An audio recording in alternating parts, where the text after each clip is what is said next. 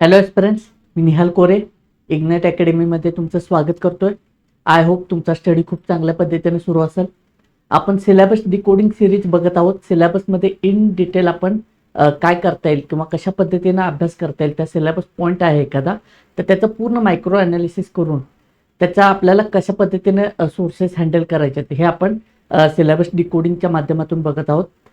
त्याच्यामधून आपण GS1चा ancient हिस्ट्रीचा part, प्राचीन इतिहास, तो आपण सिलेबस डिकोड करत आहोत. आपण लास्ट लेसनमध्ये मौर्योत्तर कालखंडापर्यंत आपण चर्चा केली होती. आज आपण अंतिम टप्पा आहे जो प्राचीन इतिहासाचा मानला जातो. त्याच्यामध्ये आपण गुप्त साम्राज्य आणि वाकाटक आणि मध्ययुगीन भारताचा सुरुवातीचा कालखंड या पॉईंट्सची आपण चर्चा करणार आहोत. सुरू करूयात आजच्या सेशनला. प्राचीन आणि प्रारंभिक मध्ययुगीन इतिहास आपल्याला बघायचा आहे. तत्पूर्वी ही माझ्याबद्दलची माहिती आहे. मी 2022चा UPSC टॉपर आहे. मराठी माध्यमातून मी परीक्षा दिली होती. 2018 पासून मी अनेक विद्यार्थ्यांना स्पर्धा परीक्षेसंदर्भात मेंटरशिप देत आलेलो आहे. हे माझं पॅशन आहे. NLP कोच, माइंड कोच आणि लाईफ कोच म्हणून मी काम करतो. त्याचबरोबर मी मेमरी ट्रेनर म्हणून सुद्धा काम करतो. सुरू करूयात सेशनला. आता याच्यामध्ये आपल्याला काय बघायचं बघा, मौर्य कालखंड सेम त्याच पद्धतीने आपल्याला बघायचं आहे. आपण आतापर्यंत बघत आलेलो आहे, पण आपल्याला जनरली आयोगाने दिलेलं सिलेबस इतकंच आपल्या नजरेसमोर असतं, पण त्याच्यामध्ये ते सिलेबसमध्ये हिडन काय आहे ते शोधणं खूप गरजेचं ठरतं. आणि त्या अनुषंगानं म्हणूनच आपण ही सिरीज सुरू केलेली आहे, जेणेकरून विद्यार्थ्यांना समजेल की नेमका तो पॉईंट आहे प्राचीन इतिहासाचा एखादा पॉईंट आहे, तर त्याच्यामध्ये काय आणखी पॉईंट्स दडलेले आहे ते आपल्याला शोधणं गरजेचं ठरतं. त्याचे लिंकेजेस शोधणं गरजेचं ठरतं. ठीक आहे. तर अशा पद्धतीने आपल्याला ज्यावेळी आपण बघतो गुप्ता साम्राज्य, आपण ज्यावेळी बघत असतो त्यावेळी आपल्याला साम्राज्याची पायाभरणी, जसं की मी आधी सांगितलं की प्राचीन इतिहासामध्ये कुठलंही साम्राज्य असेल तर त्याची पायाभरणी कोणी केलेली आहे, काय बेस राहिलेला आहे, ठीक आहे, तो समजणं गरजेचं ठरतं. याच्यामध्ये मग गुप्ता साम्राज्याचे जे काय पायाभरणी ते चंद्रगुप्त पहिला यांनी केलेलं आहे. साम्राज्याची पायाभरणी समजणं गरजेचं आहे. लिच्छवी विवाह, जेणेकरून मग मॅरेज अलायन्स कशा पद्धतीनं पॉवरसाठी गरजेचे होते तत्कालीन, हे आपण बघितलेलं आहे. त्या अनुषंगानेच इथं पण आपल्याला तो मुद्दा बघायचा आहे. समुद्रगुप्त, ज्याला भारतीय नेपोलियन म्हटलं जातं, याचा कालखंड खूप महत्वाचा आहे. त्याने वेगवेगळ्या ज्या मोहिमा केलेल्या आहेत दक्षिणेत आणि उत्तरेत, ते आपल्याला बघायचे आहे. लक्षात येते का? म्हणजे ते फॅक्ट्स समजून घेणं गरजेचं आहे. प्रयाग प्रशस्ती हे जे काय त्याचं टायटल आहे ते काय आहे, अशा पद्धतीचे वेगवेगळे टायटल्स आहेत, ते बघणं गरजेचं आहे. मग वेगवेगळे त्याचे स्तंभ आहेत, कुठल्या स्तंभामध्ये काय उल्लेख आहे, वेगवेगळे पिलर्स आहेत, ठीक आहे. तर तिथं कुठल्या राजाला काय म्हटलेलं आहे, मग कुठल्या साहित्यामध्ये त्याचा उल्लेख आढळतो, हे बघायचं आपल्याला. समजलं? भारतीय नेपोलियन मग का म्हटलं जातं? कारण त्याच्या मोहिमा ज्या त्या ते विशेष आहेत. लक्षात येते का? म्हणून त्यांनाही असं म्हटलं जातं की समुद्रगुप्त हा भारतीय नेपोलियन आहे, कारण मोहिमा ज्या आहेत त्या खूप यशस्वी पद्धतीने त्यांनी राबवल्या होत्या. सत्तेचा सर्वोच्च बिंदू म्हणजे आपण कुठलेही बघितलं, आपली कुठलीही सत्ता असते, कुठलेही साम्राज्य आहे, तर त्याच्यामध्ये राईज कसा होत असतो आणि त्याच्या सर्वोच्च बिंदू म्हणजे पॉवरच्या एकदम पीकवर असताना त्या साम्राज्यांनी कशा पद्धतीने सामाजिक, सांस्कृतिक, राजकीय, आर्थिक आणि धार्मिक डेव्हलपमेंट त्यांच्या कालखंडामध्ये झालेले आहे ते बघणं गरजेचं ठरतं. मग आता सत्तेचा सर्वोच्च बिंदू असताना त्यांचं सांस्कृतिक उत्कर्ष, खूप कल्चरल डेव्हलपमेंट झालेली आपल्याला या कालखंडामध्ये दिसून येते. खूप साहित्य डेव्हलप झालेलं आहे. लक्षात येते का? तर ते बघायचं. मग चंद्रगुप्त दुसरा जो आहे याच्या कालखंडामध्ये सत्तेचा सर्वोच्च बिंदू गाठलेला आहे. उज्जैनला राजधानी त्यांनी केलेली आहे. आणि सगळ्यात महत्वाचं शका, आपण मागच्या सेशनमध्ये बघितलं शका डायनेस्टी वगैरे, तर त्यांचा पराभव यांनी केलेला आहे. आणि या कालखंडामध्ये जो सांस्कृतिक उत्कर्ष झाला, सांस्कृतिक डेव्हलपमेंट झालेली आहे ती आपल्याला बघायचं आहे. लक्षात येते का? याच्यासाठी सुद्धा मी तुम्हाला सांगतो की प्राचीन भारतासाठी आपलं NCERT मध्ये जे काय पिक्टोग्राफिक हे दिलेले आहेत इमेजेस, मी वारंवार सांगतो ते खूप महत्वाचे आहे.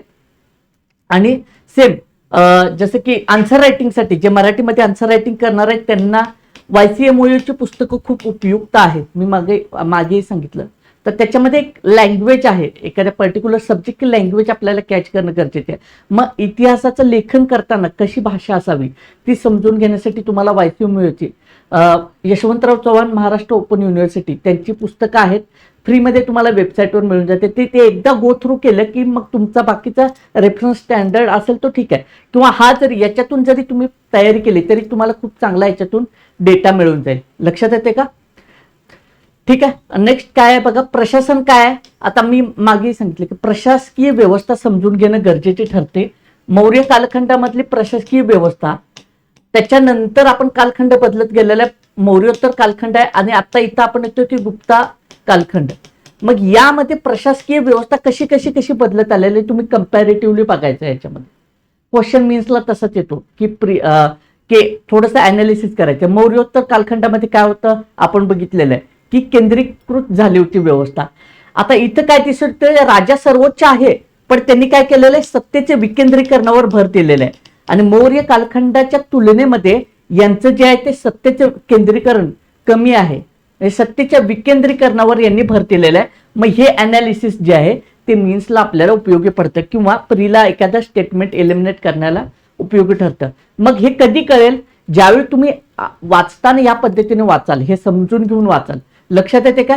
मग ह्याचं प्रॉमिनंट फीचर काय आहे, डिसेंट्रलायझेशन ऑफ ऍडमिनिस्ट्रेटिव्ह पॉवर, प्रशासकीय सत्तेचे विकेंद्रीकरण हे प्रॉमिनंट फीचर आहे. याच्यामध्ये राजा सर्वोच्च आहे, नो डाऊट, बघ प्रांत, जिल्हा आणि ग्राम स्तरावर. मग आता ही प्रशासकीय चौकट जी आहे ती समजून घ्यायची आहे आपल्याला. ही प्रशासकीय व्यवस्था आहे ना ती समजून घ्यायची आहे. अशा पद्धतीने तिथं आपल्याला तो आपला जो काही सोर्स आहे त्याच्यामधून ह्या फॅक्ट्स क्लिअर करून घ्यायचे आहेत. कुमारामात्य हे पद हे खूप महत्वाचं आहे. लक्षात येते का? मौर्य एम्पायरमध्ये आपण कसं बघितलेलं आहे, केंद्रीकृत व्यवस्था आहे आणि वेगवेगळे प्रांत आहेत, आणि प्रांताच्या ठिकाणी राजकुमार गादीवर बसलेला असतो. मग तसं गुप्ता ह्याच्यामध्ये कशा पद्धतीची रचना आहे ही समजून घ्या तुम्हाला. म्हणजे प्रशासकीय बदल कसे होत गेलेले आहेत वेगवेगळ्या साम्राज्यांमध्ये, वेगवेगळ्या कालखंड बदलत जाते, राजकीय व्यवस्था बदलत जाते, हे आपल्याला समजून घ्यायचं इथं. लक्षात येते? मॉडर्न इरामध्ये सुद्धा तसंच आहे. आपण ब्रिटिशांचा कालखंड सुद्धा आपण ज्यावेळी बघतो, ईस्ट इंडिया कंपनी असताना आणि ते आपलं पूर्ण स्वतंत्र होईपर्यंत प्रशासकीय कालखंड, प्रशासकीय चौकट कशी बदलत गेलेले ते आपल्याला समजून घेणं गरजेचं ठरते. ते आपण मॉडर्न हिस्ट्रीमध्ये त्याची चर्चा करूया.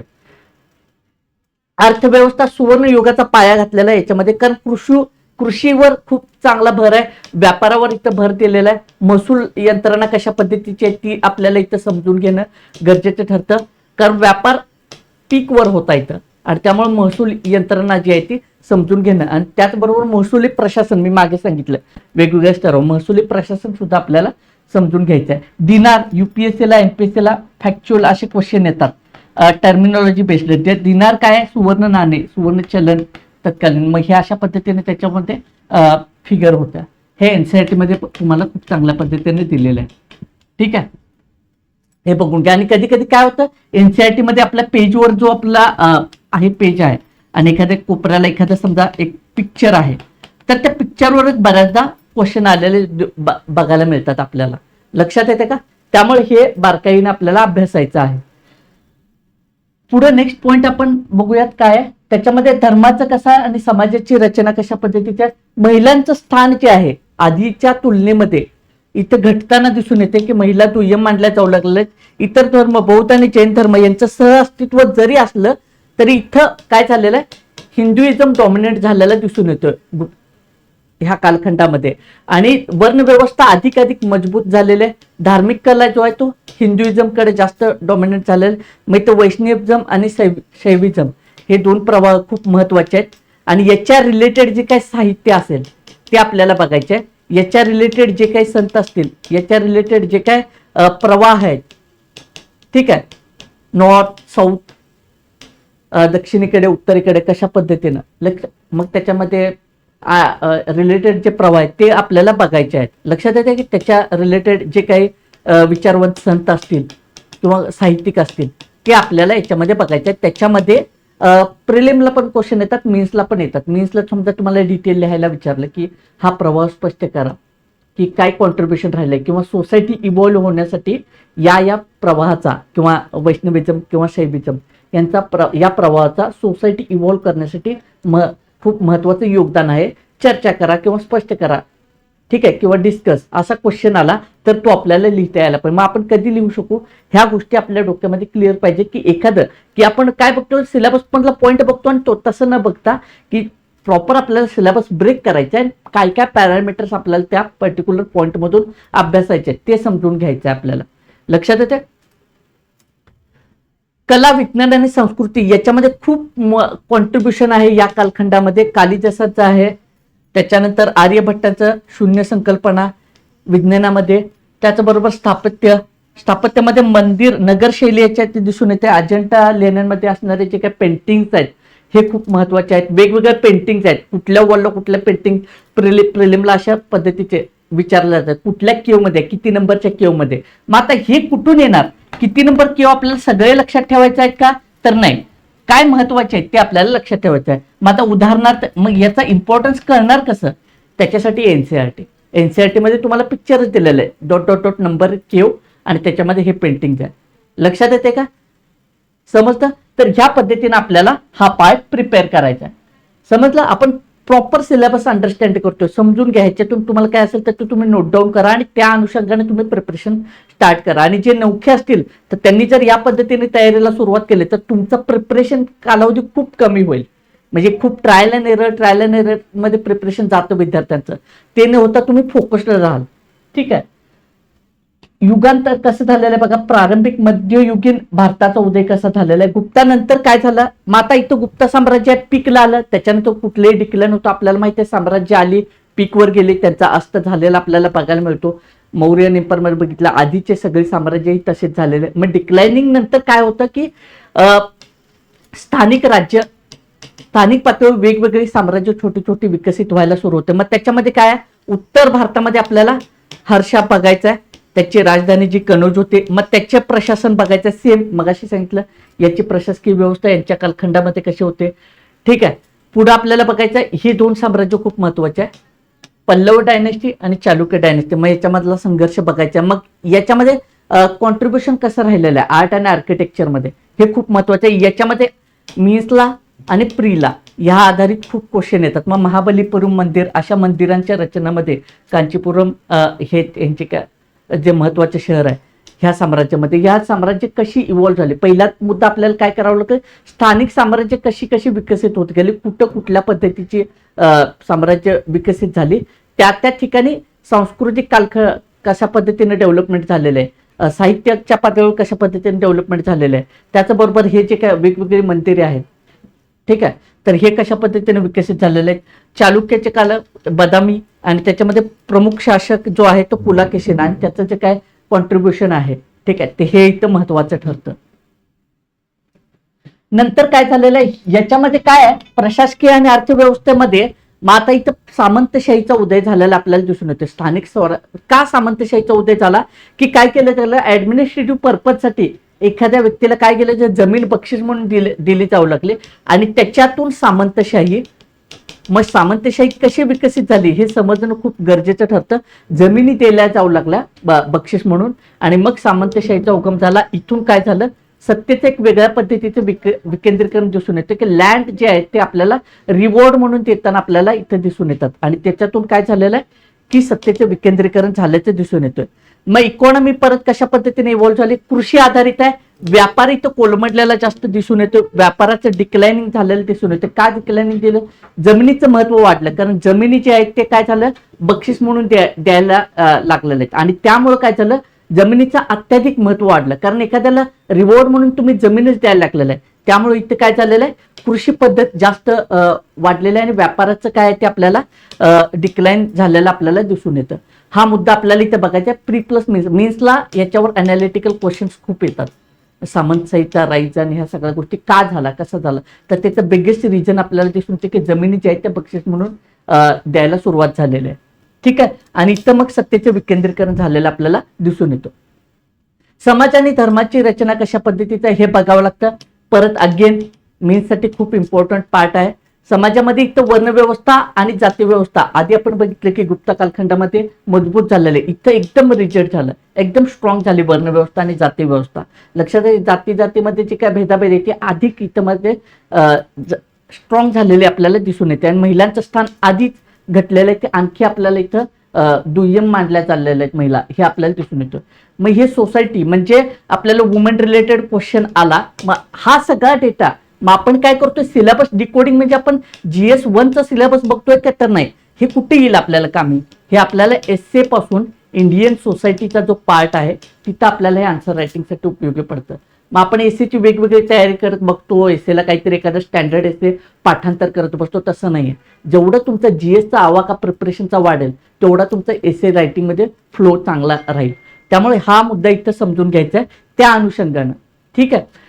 तर हिंदू धर्म अधिकाधिक मजबूत झालेला आहे. याच्यामध्ये कालखंडामध्ये सगळ्यात महत्वाचा मुद्दा आपल्याला समजून घ्यायचा आहे आणि याच्यावर हमखास क्वेश्चन येतो भक्ती मुवमेंट. UPSCचा तर इम्पॉर्टंट अगदी हॉट टॉपिक आहे. भक्ती मुवमेंट इथे राईज झालेलं दिसून येते. बुद्धिझम जो आहे तिथे डिक्लाइन झालेला दिसतो या कालखंडामध्ये. ठीक आहे. आणि भक्ती मुवमेंट, मग आता भक्ती मुवमेंटमध्ये भक्ती मुवमेंट मग महाराष्ट्राच्या विशेष संदर्भामध्ये आपल्याला बघावं लागते भक्ती चळवळ कशा पद्धतीनं सगळे संत आणि त्यांचं काय कॉन्ट्रीब्युशन राहिलेलं. मग आता कॉन्ट्रीब्युशन मध्ये बघायचं काय, सगळ्यात महत्वाचं काय, भक्ती चळवळ अभ्यासताना आपल्याला त्यांचं साहित्य, संत साहित्य खूप महत्वाचं ठरतं. ठीक आहे. आणि त्यांचे दैवत हे महत्वाचं ठरतं. हे पॉइंट्स आपल्याला बघायचे. संत आणि त्यांचं साहित्य याच्यावर आपल्याला भर द्यायचा आणि कुठल्या रिजनमध्ये त्यांनी काम केलेलं आहे हा एक मुद्दा इथं महत्वाचा ठरतो, प्रिलिमसाठी सुद्धा आणि मेन्ससाठी सुद्धा. ठीक आहे. याच्यामध्ये स्थापत्य शैलीचा विकास कशा पद्धतीने झालाय बघा. नंतरच्या कालखंडामध्ये द्रविड शैलीचा आपल्याला उगम झालेला दिसून येतोय, जो की दक्षिणेकडे बऱ्याच विद्यार्थ्यांना कन्फ्युजन होतं की नगर शैली जी आहे ती उत्तरेकडे. मग ही कशा पद्धतीची आहे आणि कुठल्या कालखंडामध्ये, कुठल्या राजाच्या कालावधीमध्ये किंवा कुठल्या राज्यकर्त्याच्या कालावधीमध्ये काय विकसित झालं ते आपल्याला बघायचं आहे. इथं पल्लवांचं जे योगदान आहे, रॉकेट मंदिर म्हणजे दगड कोरून त्याच्यामध्ये मंदिर विकसित झालेले आपल्याला दिसून येतात. हा खूप महत्वाचा मुद्दा आहे. याच्यावर आपल्याला याची जी काय वेगवेगळी मंदिर आहेत ती आपल्याला बघायची आहेत. हा प्रिलिमला विशेषतः डेटा इम्पॉर्टंट ठरतो. तर आय होप तुम्हाला लेक्चर नक्की आवडलं असेल. हे आपल्याला ह्या लेवलवर जाऊन आपल्याला सिलेबस डिकोड करावा लागेल तरच तुम्हाला ते समजून जाईल. अदरवाईज मग सिलेबस एक पॉईंटमध्ये तुम्ही तसंच अभ्यासात राहिला तर मग परत नंतर मग तुम्हाला लक्षात येईल की ह्याचे लिंकेजेस काय, मग परत ट्रायल अँड एररमध्ये अडकून पडतो. तसं न होता या पद्धतीने जर तुम्ही गेलात तर तुमचा सिलेबस खूप चांगल्या पद्धतीने कमी वेळेमध्ये कव्हर होईल. तर GS1चा जो एन्सेंट हिस्ट्रीवाला पार्ट आहे तो आपण याच्यामध्ये कव्हर केला आहे. नेक्स्ट जो आहे तो मिडिवल हिस्ट्रीमध्ये आपण उद्यापासून स्टार्ट करतोय. लेक्चर आवडलं असेल तर अधिकाधिक विद्यार्थ्यांच्यापर्यंत शेअर करा. 2027 आणि 28च्या ॲस्पिरंटसाठी ही खूप महत्वाची सिरीज आहे, ज्यांना सुरुवातीलाच समजून जाईल की आपल्याला हा पार्ट कसा स्टडी करायचा. ठीक आहे. भेटूया पुढच्या लेक्चरला. तोपर्यंत अभ्यास करत राहा. धन्यवाद.